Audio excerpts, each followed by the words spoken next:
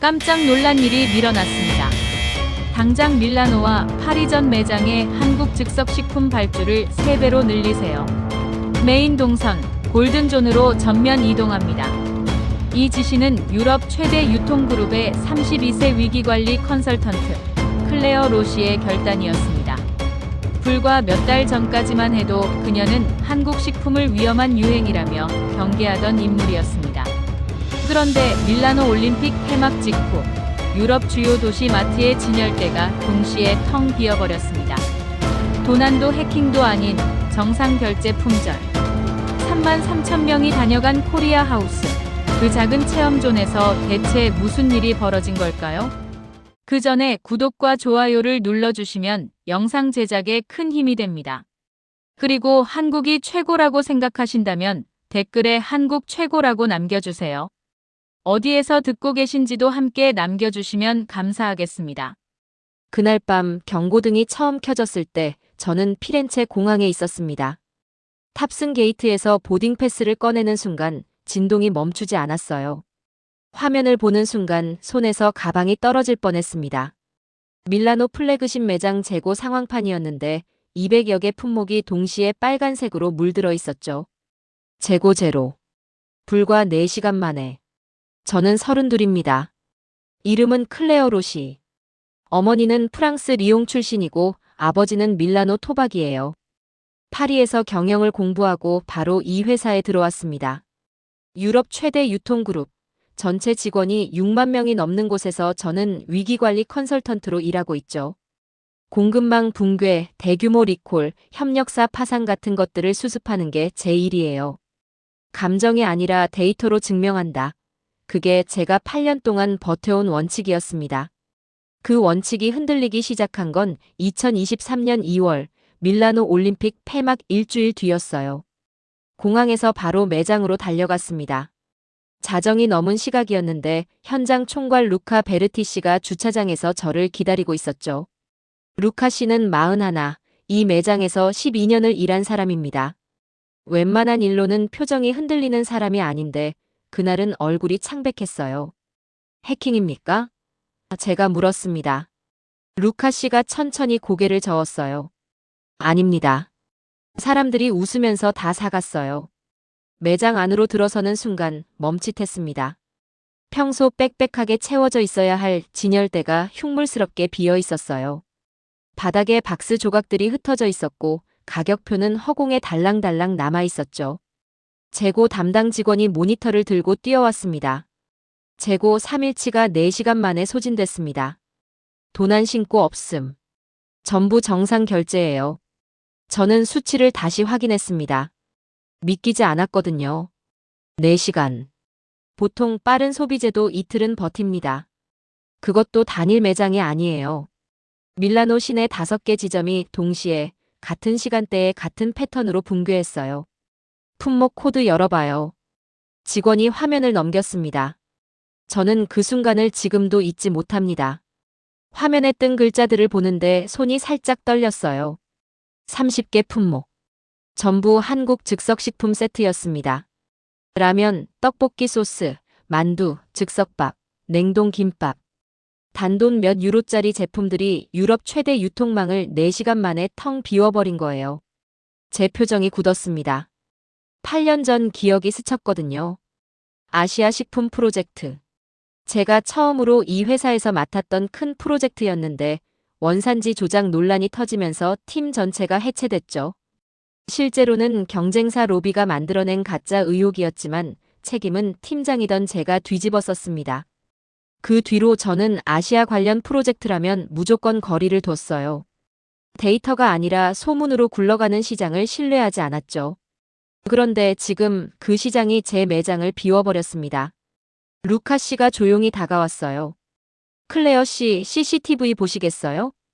저는 고개를 끄덕였습니다. 화면 속 장면은 단순했어요. 가족들이었습니다. 26 정도의 젊은 부부, 60대 노부부, 10대 아이들을 데리고 온 중년 남성. 그들은 한두 개씩 사는 게 아니었어요. 박스째, 카트에 쌓아서 계산대에서도 웃으면서 결제하고 나갔죠. 누구 하나 미심쩍어 하는 표정이 없었습니다. 오히려 흥분해 있었어요. 저는 자판기 커피를 한 모금 마시고 루카 씨에게 말했습니다. 일시적 현상일 겁니다. 올림픽 폐막 이후 한류 관련 구매가 잠깐 올라오는 건 예측 가능한 수치예요. 이틀이면 안정됩니다. 루카 씨는 대답하지 않았어요. 그냥 빈 선반을 바라봤습니다. 저도 그 선반을 봤죠. 이상하게 그 빈 공간이 불쾌한 예감처럼 가슴 한편에 걸렸습니다. 뭔가 이상했어요. 이건 해킹도 아니고 도난도 아니고 바이럴 이벤트로 보기엔 너무 조용하고 질서정연했습니다. 폭발이 아니라 썰물처럼 아무 소리 없이 다 빠져나간 것 같았어요. 저는 그날 밤 보고서 첫 줄에 이렇게 적었습니다. 공급망 교란 또는 조직적 사재기 가능성. 원인 불명. 추가 분석 필요. 지금 돌아보면 그 보고서가 틀렸습니다. 교란이 아니었어요. 열광이었죠. 다음 날 아침, 저는 본사 회의실에서 전날 밤 데이터를 정리하고 있었습니다. 밀라노 5개 지점, 4시간 재고 전량 소진. 수치는 명확했어요. 그런데 원인이 깔끔하게 떨어지지 않았습니다. 올림픽 폐막 효과로 보기엔 소비 품목이 너무 특정됐고 사재기로 보기엔 구매자층이 너무 다양했죠. 저는 커피를 3잔째 마시며 보고서를 다시 들여다보고 있었어요. 그때 루카 씨한테서 연락이 왔습니다. 클레어 씨, 지금 당장 뉴스 보세요. 화면을 켜는 순간 저는 잠시 멍했습니다. 마르셀 듀랑이었어요. 유럽 전통식품조합 로비스트, 나이는 48. 언론 인맥이 어마어마한 사람이에요. 파리에서 브뤼셀까지 그가 전화 한 통이면 기사 방향이 바뀐다는 게 업계 공공연한 이야기였습니다. 그 마르셀 씨가 기자회견장에 서 있었어요. 표정은 단단했고 목소리는 낮고 또렷했습니다. 아시아의 매운 장난이 유럽 식탁을 더럽히게 둘 수 없습니다. 짧은 문장이었어요. 그런데 묘하게 방 안의 공기가 달라지는 느낌이었죠. 기자들이 받아 적기 시작했습니다. 카메라 플래시가 터졌어요. 마르셀 씨는 거기서 멈추지 않았습니다. 한국 즉석식품의 나트륨 함량, 방부제 관련 의혹, 원산지 표기 불명 확성까지 줄줄이 나열했어요. 전부 사실 확인이 안 된 주장들이었는데 자신감이 넘쳤습니다. 그 자신감이 오히려 더 설득력 있게 들렸죠. 그날 오후 소셜미디어에 해시태그가 돌기 시작했습니다. 위생 논란, 유럽 식탁을 지켜라, 전통식품 보호법. 오전에 없던 것들이 몇 시간 만에 수만 개씩 달렸어요. 저는 모니터를 꺼버렸습니다. 속이 뒤집히는 것 같았거든요. 이게 익숙했어요. 너무도 익숙한 방식이었습니다. 8년 전 제가 책임자로 있던 아시아 식품 프로젝트가 무너질 때도 이랬어요. 처음엔 작은 의혹 기사 하나. 그 다음엔 소셜미디어 확산. 그리고 언론이 달라붙으면서 사실 여부와 상관없이 이미지가 굳어버렸죠. 결국 팀이 해체됐고 저는 3년 동안 내부에서 투명인간으로 살았습니다. 그때 제가 배운 건 하나였어요. 여론은 진실보다 빠르다. 루카 씨가 회의실로 들어왔습니다. 본사에서 긴급 임원회에 소집했어요. 클레어 씨도 들어가야 합니다. 안드레아 슈미트 최고 경영자가 상석에 앉아 있었습니다. 독일 출신 55살. 보수적이고 신중한 사람이에요. 하지만 위기 앞에선 현실주의자였죠. 임원들이 둥글게 앉아 있었고 분위기는 무거웠습니다. 상황은 알고 있을 겁니다. 최고 경영자가 말했어요. 마르셀 씨 기자회견 이후 주가가 오전에만 2.7% 빠졌어요. 계속 이렇게 가면 연말 실적이 흔들립니다. 한국 라인을 일단 매장에서 분리하는 게 낫지 않겠습니까? 침묵이 흘렀어요. 두어 명이 고개를 끄덕였습니다. 저는 손을 들었습니다. 잠깐요. 재구매율 데이터 보셨습니까? 테이블이 조용해졌어요.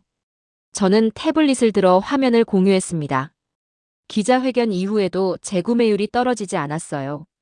오히려 올라갔습니다. 불매 해시태그가 수만 개 달리던 바로 그 시간에 온라인 재입고, 알림 신청 건수가 하루 만에 3만 건을 넘어섰죠. 소비자들이 불매 운동 소식을 듣고 오히려 더 사고 싶어진 겁니다. 저는 말했어요. 이건 반작용이에요. 여론의 압박이 금지된 것에 대한 욕구를 만들어내고 있습니다. 최고 경영자가 저를 바라봤어요. 클레어 씨, 틀릴 수도 있어요. 알고 있습니다. 저는 말했죠. 그래서 일주일만 주십시오. 데이터로 증명하겠습니다. 회의실을 나오면서 저는 솔직히 가슴이 두근거렸어요. 8년 전처럼 또 혼자 남겨지는 게 아닐까 하는 두려움이 없었다면 거짓말입니다. 하지만 그것보다 더 강한 게 있었어요. 이상하게도 분노였습니다. 마르셀 씨가 한 기자회견이 그 매끄럽게 짜인 여론. 공작이 8년 전에 저를 무너뜨린 것과 똑같은 방식이었거든요. 그리고 저는 그게 어떻게 작동하는지 누구보다 잘 알고 있었습니다. 이번엔 다르게 한다. 주차장으로 내려가면서 저 혼자 중얼거렸어요. 빈 주차 공간에 차를 세우고 데이터 파일을 열었습니다. 그리고 밀라노 5개 지점, 런던, 파리, 미넨까지 확장해서 패턴을 비교하기 시작했어요. 그 순간은 아직도 생생합니다. 화면을 넘기다가 멈췄거든요. 밀라노만이 아니었습니다. 런던이었습니다. 파리였습니다. 미넨, 암스테르담, 바르셀로나. 화면을 넘길수록 숨이 조여왔어요. 밀라노만의 일이 아니었습니다. 유럽 전역 주요 거점 매장에서 같은 시간대에 같은 품목이 같은 방식으로 소진되고 있었죠. 패턴이 너무 일정해서 오히려 섬뜩했습니다. 마치 누군가가 설계한 것처럼요. 하지만 설계한 사람이 없었어요. 그게 더 이상했습니다. 저는 그날 밤을 꼬박 세웠습니다. 구매자 데이터를 연령대별로 나눠봤어요. 보통 한류 관련 소비는 10대에서 20대가 주도합니다. 그게 상식이었고 저도 그렇게 가정하고 있었죠. 그런데 화면에 펼쳐진 숫자는 달랐습니다. 40대 구매 비율이 28%, 50대가 19%, 60대 이상이 11%였어요. 전체 구매자의 절반 이상이 40대 이상이었습니다. 저는 눈을 비볐어요. 다시 봤습니다. 숫자는 바뀌지 않았죠. 더 이상한 건 구매 단위였습니다. 10대, 20대는 한두 개씩 샀어요. 40대 이상은 박스 단위였습니다. 가족 전체가 먹을 분량을 한꺼번에 사간 거예요. 재구매 주기도 달랐습니다. 젊은 층은 한 번 사고 끝나는 경우가 많았는데 40대 이상은 2주 안에 다시 돌아왔어요. 저는 보고서 메모란에 천천히 적었습니다.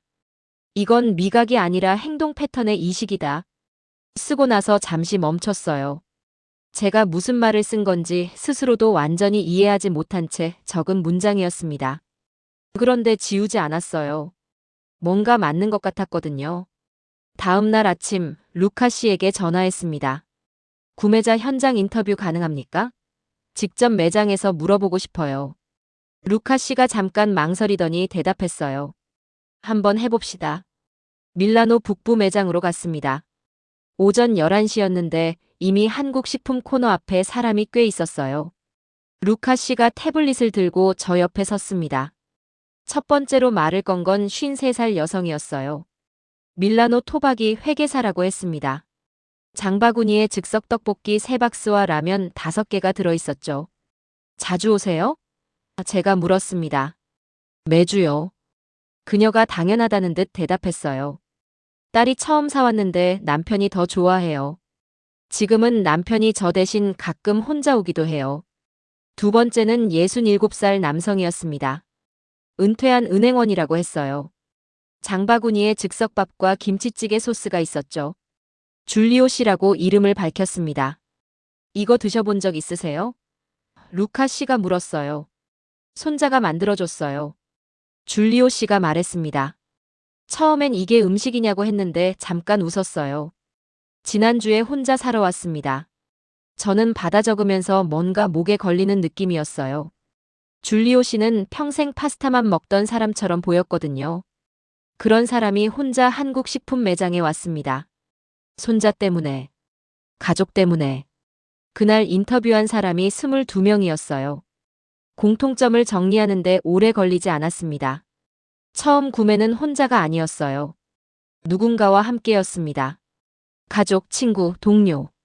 그리고 그 경험 이후에 혼자 다시 왔어요. 처음엔 궁금해서 두 번째부턴 습관처럼. 저는 회사로 돌아와 분석 자료를 펼쳐놓고 제 가설을 검증했어요. 이 제품들은 바이럴이 아니었습니다. 광고도 없었어요. 스타도 없었죠. 그냥 누군가가 집에서 먹어봤고 그걸 가족과 나눴고 그 가족 중 누군가가 다시 사러 왔고 그 사람이 또 다른 누군가에게 줬습니다. 이건 확산이 아니에요. 전염이었습니다. 그것도 아주 느리고 조용하고 깊은 방식의 전염. 저는 제 가설이 깨지는 순간을 기억합니다.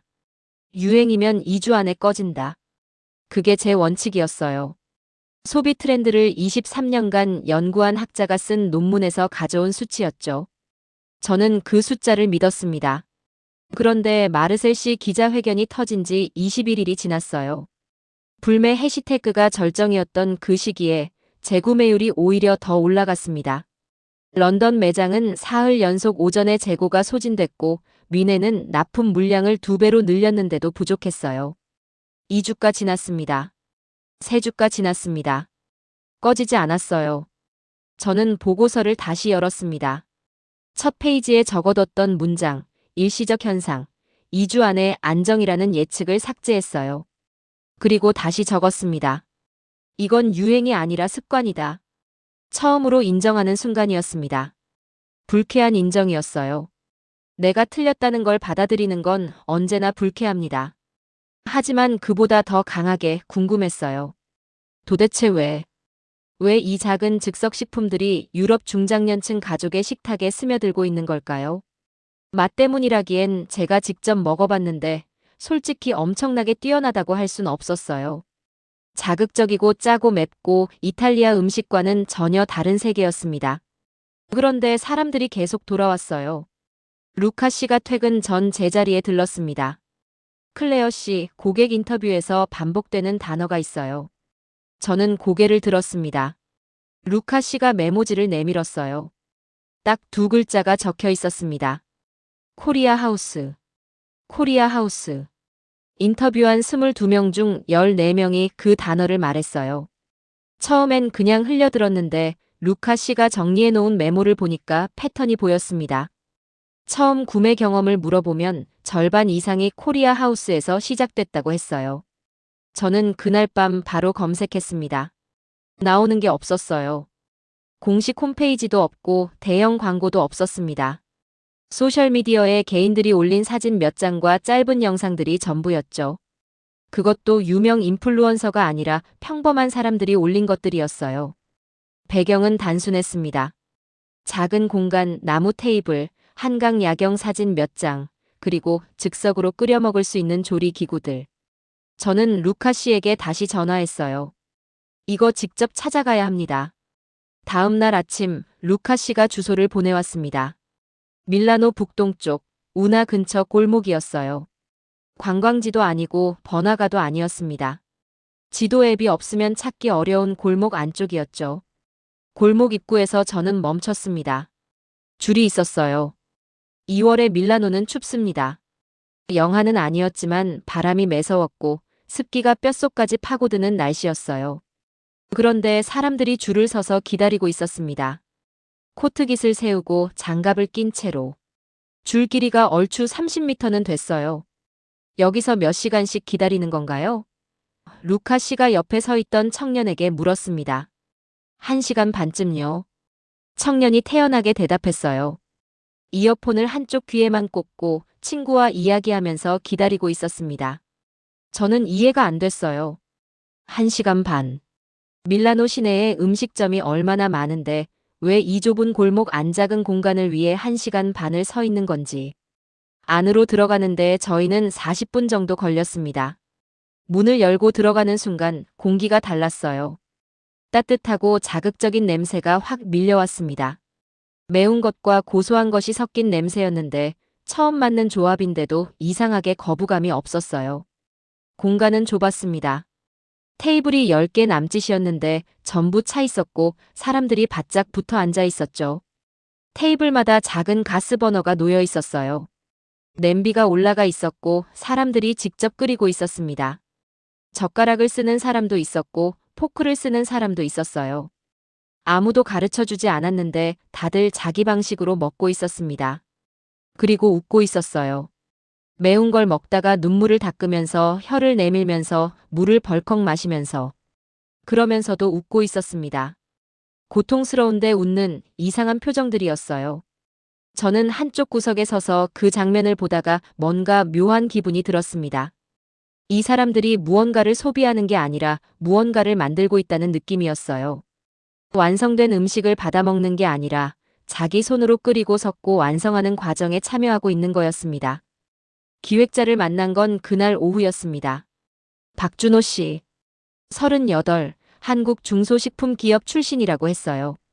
처음 봤을 때 인상이 강하지 않았습니다. 키도 보통이고 말도 조용하고 옷도 수수했어요.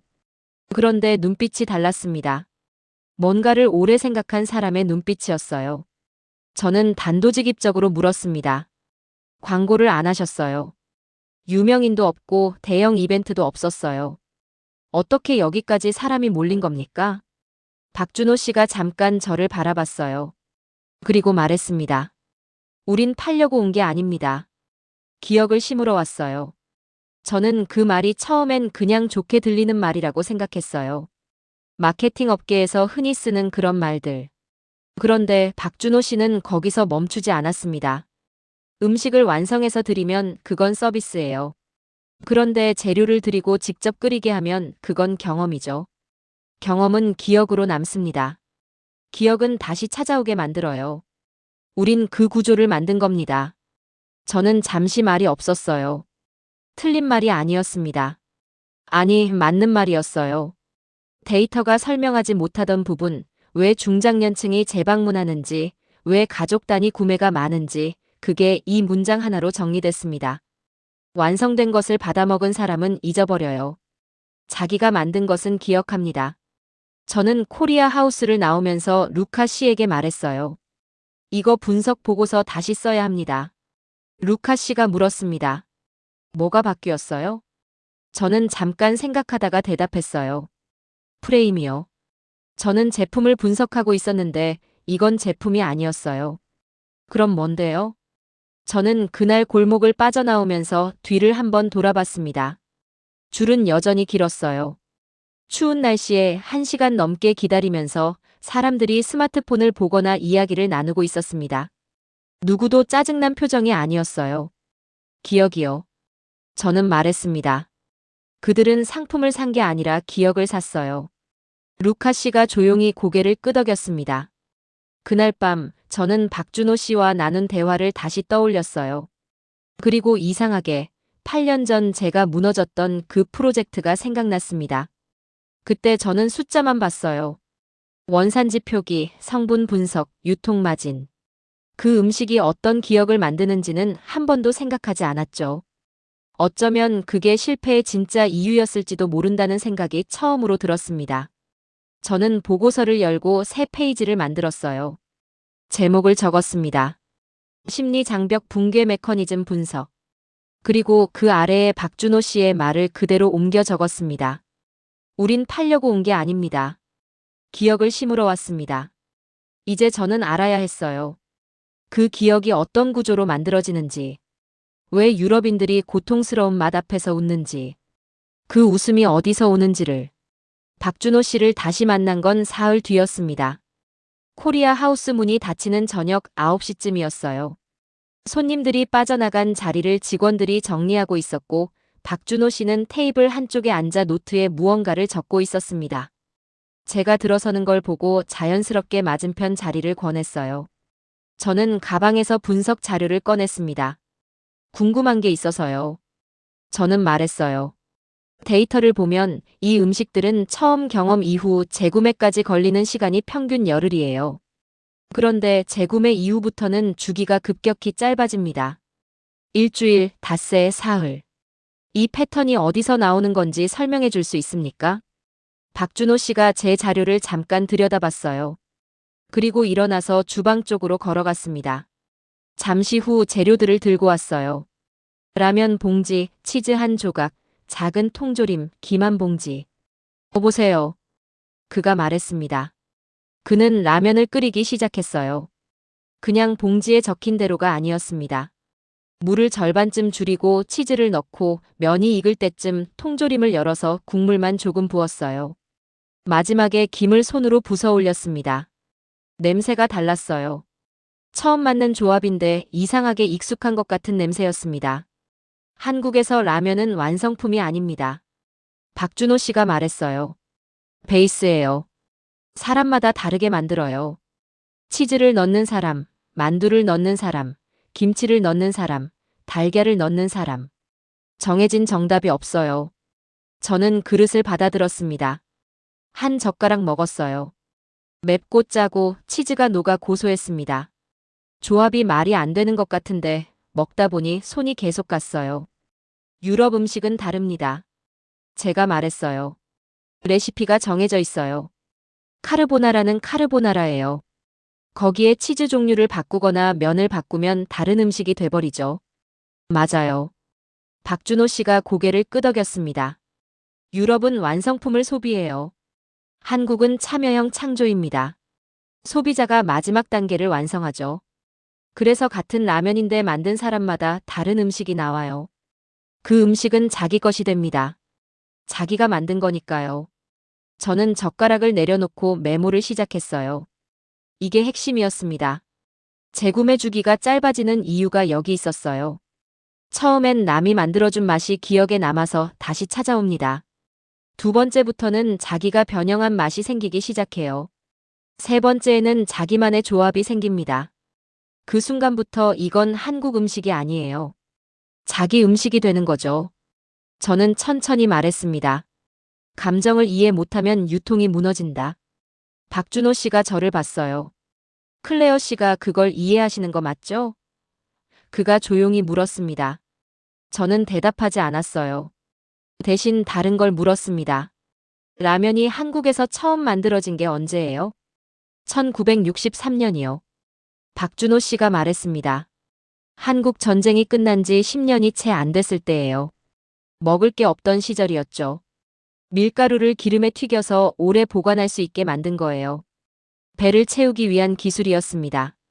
저는 손끝이 살짝 저릿했어요. 1963년. 그때 한국이 어떤 상황이었는지 저도 대략은 알았습니다.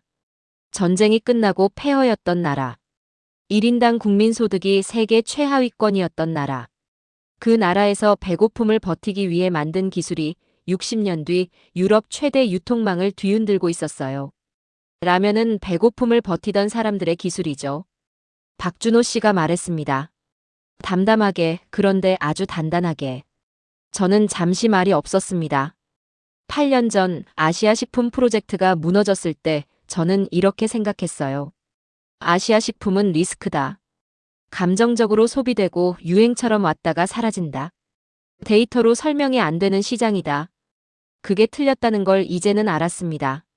데이터로 설명이 안 됐던 게 아니에요. 제가 잘못된 것을 분석하고 있었던 거였습니다. 제품을 분석했는데 분석해야 할 건 경험이었어요. 성분을 분석했는데 분석해야 할 건 기억이었죠. 박준호 씨가 커피를 내왔습니다. 한국 커피 믹스였어요. 설탕과 프림이 같이 녹아있는 그 커피. 저는 그게 처음이었는데 한 모금 마시고 잠깐 멈췄습니다. 달고 따뜻하고 부드러웠어요. 정교하지 않은데 편안한 맛이었습니다. 뭔가 긴장이 풀리는 것 같았어요. 이것도 베이스입니까? 제가 물었어요. 박준호 씨가 웃었습니다. 처음으로 웃는 걸 봤어요. 아니요, 이건 그냥 커피예요. 그냥 따뜻한 거예요. 저도 웃었습니다. 오랜만에 아무 계산 없이 웃은 것 같았어요. 자리를 떠나기 전 저는 마지막으로 한 가지를 물었습니다. 박준호 씨, 이 체험존 설계할 때 목표가 뭐였어요? 판매량이었습니까? 브랜드 인지도였습니까? 그가 잠깐 생각하더니 대답했습니다. 심리 장벽이요. 장벽이요? 처음에 한국 음식은 낯설어요. 이상하고 맵고 냄새도 강하죠. 그 장벽을 광고로 허물 수는 없어요. 설득으로도 안 됩니다. 그냥 한번 먹어봐야 해요. 그러면 낯선 게 낯설지 않아져요. 낯설지 않아지면 손이 가기 시작해요. 우리가 설계한 건 그 첫 번째 경험이었어요. 저는 코리아 하우스를 나오면서 밀라노 운하를 따라 걸었습니다. 2월의 차가운 바람이 얼굴을 쳤어요. 이건 맛이 아니었습니다. 이건 철학이었어요. 판매가 아니라 장벽 파괴. 광고가 아니라 경험 설계. 제품이 아니라 참여. 그리고 그 참여가 기억이 되고 기억이 습관이 되고 습관이 수요가 됐습니다. 저는 걸으면서 머릿속으로 빠르게 계산했어요. 이 구조를 저희 유통망에 적용하면 어떻게 될까? 골든존, 즉 매장에서 소비자 눈높이와 동선이 집중되는 핵심 진열 공간에 체험형 즉석 조리 코너를 넣는다면, 완성품 진열이 아니라 소비자가 직접 완성하는 구조로 바꾼다면, 그 생각이 드는 순간 다른 생각이 바로 따라왔어요. 임원들이 가만히 있지 않을 거라는 생각이었습니다. 전통식품 쪽 임원들, 마르셀 씨와 연결된 사람들, 그들이 골든존을 내줄 리 없었어요. 그건 단순한 진열 위치가 아니었습니다. 그 공간이 누구 차지냐가 곧 이 매장의 정체성이 어디를 향하느냐를 결정하는 문제였으니까요. 저는 발걸음을 멈추고 운하를 봤습니다. 물이 조용히 흐르고 있었어요. 싸워야 했습니다. 데이터로, 숫자로. 그리고 이번엔 혼자가 아니라 박준호 씨가 만든 이 구조 전체를 무기로 들고 들어가야 했어요. 임원회의 날짜는 목요일이었습니다. 저는 그 전날 밤을 거의 새웠어요. 보고서를 12번 고쳤습니다. 숫자를 다시 검증하고 그래프를 다듬고 논리 순서를 바꾸고 또 바꿨어요. 반박이 들어올 지점이 어디인지 머릿속으로 시뮬레이션 하면서 대응 논리를 쌓았습니다. 새벽 4시쯤 되니까 손이 떨렸어요. 커피 때문인지 긴장 때문인지 구분이 안 됐습니다. 8년 전이 자꾸 떠올랐어요. 그때도 저는 준비했습니다. 자료도 충분했고 논리도 틀리지 않았어요. 그런데 회의실 문을 열고 들어가는 순간 이미 결론이 나 있었습니다. 마르셀 씨 같은 사람들이 미리 다 정해놓은 거였어요. 저는 그걸 모르고 혼자 숫자를 들이밀었다가 벽에 부딪혔죠. 이번엔 그 실수를 반복하지 않으려 했습니다. 회의 전날 오후 저는 루카 씨에게 연락했어요. 내일 회의 실시간 매장 데이터 화면 공유 가능합니까? 보고서 말고 지금 이 순간 숫자가 어떻게 움직이는지 바로 보여주고 싶어요. 루카 씨가 잠깐 망설였습니다. 기술적으로는 가능한데 임원들 앞에서 실시간이면 리스크가 있어요. 숫자가 불리하게 나오면 역효과입니다. 알고 있어요. 저는 말했습니다. 그래도 해요. 확신이 있었거든요. 숫자는 저를 배신하지 않을 거라는. 목요일 아침 회의실에 들어서니 임원이 12명이었습니다.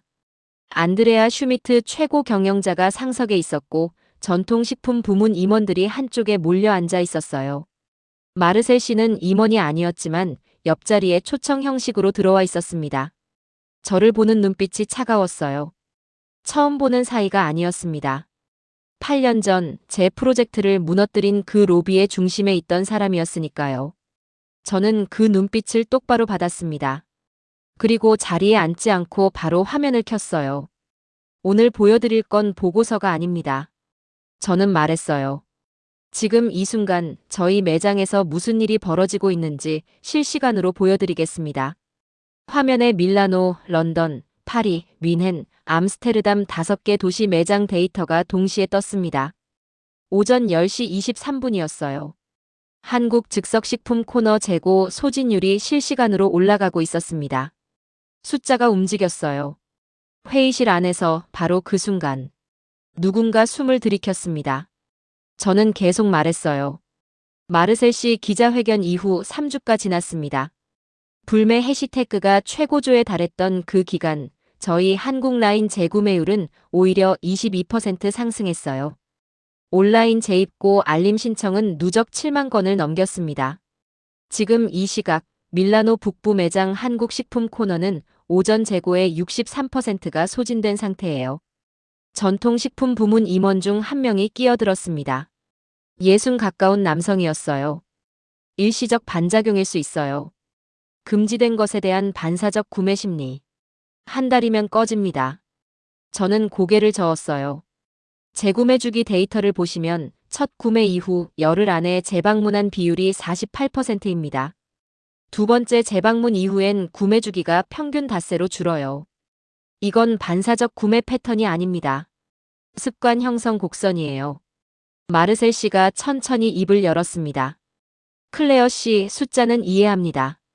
하지만 우리가 지켜야 할 건 숫자만이 아니에요. 이 그룹은 100년의 전통식품 유통 역사를 갖고 있습니다. 그 정체성을 한국 인스턴트 몇 개를 위해 흔들 수 없어요. 회의실이 잠시 조용해졌습니다. 저는 마르셀 씨를 봤어요. 그리고 천천히 말했습니다. 우리가 지키려던 건 전통이 아니라 권력이었어요. 공기가 굳었습니다. 몇몇 임원이 자세를 고쳐 앉았어요. 마르셀 씨의 눈빛이 날카로워졌습니다. 저는 멈추지 않았어요. 100년 전에도 누군가는 새로운 음식이 전통을 파괴한다고 했을 겁니다. 토마토가 이탈리아로 들어왔을 때, 감자가 유럽 식탁에 처음 올랐을 때, 지금 우리가 전통이라 부르는 것들이 처음엔 다 외부에서 온 것들이었어요. 전통은 닫혀 있는 게 아닙니다. 흡수하면서 성장하는 거예요. 최고 경영자가 손을 들었습니다. 회의실이 조용해졌어요. 클레어 씨, 구체적으로 뭘 원하는 겁니까? 저는 준비한 마지막 슬라이드를 띄웠습니다. 골든존 재편입니다. 한국 즉석식품 라인을 메인 동선으로 이동하고 그 자리에 체험형 즉석 조리 코너를 설치하는 겁니다. 소비자가 직접 끓여보고 조합해보고 완성할 수 있는 공간이요. 코리아 하우스에서 확인한 구조를 저희 매장 안으로 가져오는 겁니다. 전통식품 임원들이 술렁였어요. 예상한 반응이었습니다. 한 임원이 말했어요. 골든존을 내주면 기존 전통식품 라인 매출이 직접 타격을 받습니다. 이건 내부 제살 깎기예요. 저는 고개를 끄덕였습니다. 단기적으로는 그렇습니다. 하지만 체험형 코너가 생기면 객단가가 올라가요. 한국 식품 구매자의 동선이 길어지고 그 동선 안에서 기존 제품 구매도 함께 일어납니다. 코리아 하우스 인근 편의점들 실적을 보면 체험존 오픈 이후 주변 식품 전체 매출이 평균 17% 올랐어요. 마르셀 씨가 다시 입을 열려 했습니다. 최고 경영자가 먼저 말했어요. 마르셀 씨, 잠깐요. 그가 화면을 오래 봤습니다. 실시간 숫자는 여전히 올라가고 있었어요. 오전 10시 37분. 밀라노 매장 재고 소진율이 71%를 넘어서고 있었습니다. 최고 경영자가 천천히 말했습니다. 우리는 100년을 지켜왔습니다. 회의실이 조용했어요. 그가 서류를 당겨왔습니다. 펜을 들었어요. 잠시 멈췄다가 말했습니다. 하지만 살아남는 자만이 전통을 말할 수 있지. 서명이 됐습니다. 회의실을 나오는데 다리가 살짝 떨렸어요. 긴장이 한꺼번에 풀리는 그런 떨림이었습니다. 루카 씨가 복도에서 기다리고 있었어요. 제 표정을 보더니 아무 말 없이 엄지를 들었습니다. 저는 웃었어요. 그날 밤 밀라노 플래그십 매장에 불이 켜진 채로 작업이 시작됐습니다. 골든존 셔터가 내려가고 기존 진열대가 해체되기 시작했어요. 저는 루카 씨와 함께 현장을 지켰습니다. 자정이 넘도록 작업이 이어졌는데 이상하게 피곤하지 않았어요. 뭔가 무거운 것이 걷히는 것 같았습니다. 8년 전부터 어깨에 올라타 있던 그 무게가. 골든존 개편이 완료된 건 사흘 뒤였습니다. 저는 오픈 첫날 아침 일찍 매장으로 갔어요. 6시 반이었는데 루카 씨가 이미 와 있었습니다. 우리 둘 다 아무 말 없이 새로 꾸며진 코너를 봤어요. 메인 동선 한가운데 작은 가스버너 6개가 놓인 체험형 즉석 조리 코너. 그 주변으로 한국 즉석 식품들이 진열돼 있었습니다. 코리아 하우스보다 훨씬 크고 훨씬 밝고 훨씬 접근하기 쉬운 공간이었어요. 박준호 씨가 직접 코너 설계를 도왔습니다. 재료 배치부터 버너 높이까지 소비자가 처음 왔을 때 자연스럽게 손이 가는 구조를 만들었어요. 저는 그 과정을 옆에서 지켜보면서 이 사람이 단순한 기획자가 아니라는 걸 다시 한번 확인했습니다. 그는 사람이 어떻게 움직이는지를 알고 있었어요. 개점 2시간 만에 체험 코너 앞에 사람이 몰리기 시작했습니다. 처음엔 구경하는 사람들이었어요. 지나가다 멈추고 냄새를 맡고 옆 사람이 끓이는 걸 보다가 슬그머니 재료를 집어들었습니다. 아이를 데려온 어머니가 아이와 함께 버너 앞에 섰고 노부부가 나란히 냄비를 들여다봤어요. 직원이 강요하지 않았습니다. 그냥 공간이 있었고 재료가 있었고 냄새가 있었어요. 나머지는 사람들이 스스로 했습니다. 루카 씨가 제 팔을 살짝 건드렸어요. 저기 봐요. 줄리오 씨였습니다. 67살, 지난번 인터뷰에서 만났던 은퇴한 은행원이었어요. 혼자가 아니었습니다. 17살쯤 돼 보이는 손녀와 함께였어요. 손녀가 재료를 고르는 동안 줄리오 씨는 진열대 앞에서 뒷짐을 지고 서 있었습니다. 처음엔 팔짱을 끼고 있다가 손녀가 뭔가를 건네자 받아들었어요. 봉지를 뒤집어서 성분표를 읽더니 고개를 끄덕였습니다. 그리고 번호 앞에 같이 앉았어요. 손녀가 뭔가를 설명하는 것 같았고 줄리오 씨가 고개를 끄덕이다가 직접 냄비에 재료를 넣었습니다. 국물이 끓기 시작하자 얼굴이 조금 펴졌어요. 한 모금 맛을 보더니 인상을 썼습니다. 매운 거였을 거예요. 그런데 손녀가 웃으니까 줄리오 씨도 따라 웃었어요.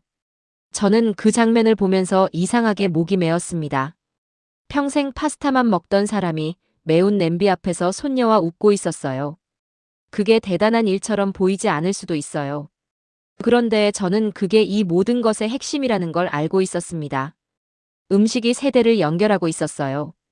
새로운 것이 쌓아온 것을 무너뜨린 게 아니라 오히려 함께 앉게 만들었습니다.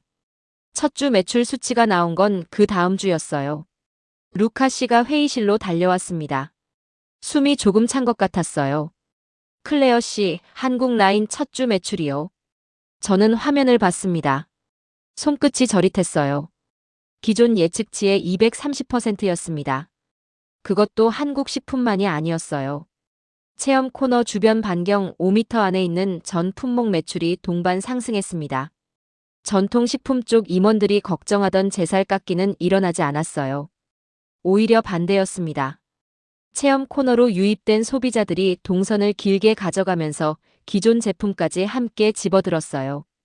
그리고 이틀 뒤 전화가 왔습니다. 경쟁사 바이어였어요. 저희 그룹 규모의 절반쯤 되는 유통사였는데 북유럽 쪽 거점이 강한 곳이었습니다. 내용은 간단했어요. 한국 즉석식품 공급망 같이 쓸 수 있습니까? 물량 확보가 안 돼서요. 저는 전화를 끊고 잠깐 웃었습니다. 불매 프레임을 만들었던 그 사람들이 조용해진 것도 그 무렵이었어요. 마르셀 씨는 더 이상 기자회견을 열지 않았습니다. 언론도 위생 논란 기사를 내리기 시작했어요. 소셜미디어 해시태그는 위생 논란에서 가족 식탁 영상으로 바뀌었습니다. 누가 기획한 게 아니었어요. 그냥 사람들이 집에서 끓여 먹은 걸 올리기 시작한 거였습니다. 가족이 같이 냄비 앞에 앉은 영상, 아이가 처음 매운 걸 먹어보는 영상, 할아버지가 손자한테 끓이는 법을 배우는 영상. 저는 그 영상들을 밤에 혼자 보다가 멈춘 적이 있어요. 이탈리아 북부 어느 집 주방이었습니다. 66쯤 돼 보이는 남자가 혼자 라면을 끓이고 있었어요. 서투른 손으로 봉지를 뜯고 물을 너무 많이 부었다가 조금 따라내고 면을 넣은 뒤 멍하니 기다렸습니다. 다 끓고 나서 한 젓가락 먹더니 카메라를 향해 엄지를 들었어요. 댓글이 2,000개가 넘었습니다. 대부분 웃음 이모티콘이었어요. 저는 그 영상을 박준호 씨한테 보냈습니다. 그가 짧게 답했어요. 저도 봤어요. 할아버지가 혼자 끓여 드신 거잖아요.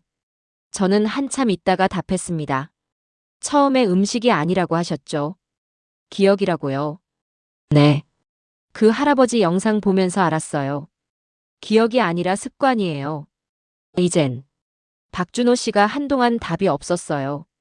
그러다가 메시지가 왔습니다. 클레어 씨, 고맙습니다. 저는 뭐가 고맙다는 건지 처음엔 몰랐어요. 그런데 생각해보니 알 것 같았습니다. 저는 이 사람이 만든 구조를 데이터로 증명해줬습니다. 감으로 만든 것에 숫자를 입혀줬어요. 그게 고마웠던 거겠죠. 그 주 금요일, 저는 임원 보고서를 제출했습니다. 골든존 개편 이후 4주차 데이터, 경쟁사 물량 요청 건수, 소셜미디어 콘텐츠 방향 전환, 체험 코너 주변 동반 매출 상승률까지 전부 담았어요. 마지막 페이지에 한 문장을 덧붙였습니다. 불매 프레임은 실패했습니다. 경험 프레임이 이겼습니다. 최고 경영자한테서 짧은 메일이 왔어요. 잘했어요. 두 글자였습니다. 그런데 그 두 글자가 이상하게 오래 남았어요. 8년 전 책임자 낙인이 찍혔을 때부터 저는 이 말을 듣고 싶었던 것 같습니다. 데이터로 증명했을 때, 틀리지 않았을 때, 혼자 버텼을 때. 그때마다 이 말을 기다렸는데 지금에야 들었어요. 늦었지만 괜찮았습니다. 그날 저녁 루카 씨와 매장 문을 닫으면서 체험 코너를 다시 봤어요. 버너는 꺼져 있었고 냄비는 깨끗이 닦여 제자리에 놓여 있었습니다. 다음 날 아침이면 다시 사람들이 올 거예요. 냄새가 퍼지고 냄비가 끓고 누군가 인상을 쓰면서 웃겠죠. 루카 씨가 말했어요. 클레어 씨, 이거 전쟁이 아니라 축제 같아요. 저는 그 말을 듣고 웃었습니다. 맞았어요. 전쟁이 아니었습니다. 처음부터 전쟁이 아니었어요. 한쪽이 다른 쪽을 무너뜨리는 게 아니라 새로운 것이 들어와서 공간을 만들고 그 공간에 사람들이 채워지는 일이었습니다. 흡수였어요. 통합이었죠. 저는 코트를 입으면서 내일 해야 할 일을 생각했습니다. 부산, 인천 물류 쪽으로 직통 공급망을 연결해야 했어요. 지금 구조로는 물량이 버텨주질 않습니다. 수요가 공급을 압도하기 시작했으니까요. 그리고 런던과 미넨에도 체험형 코너 확장 계획서를 올려야 했습니다. 할 일이 많았어요. 그런데 이상하게 무겁지 않았습니다.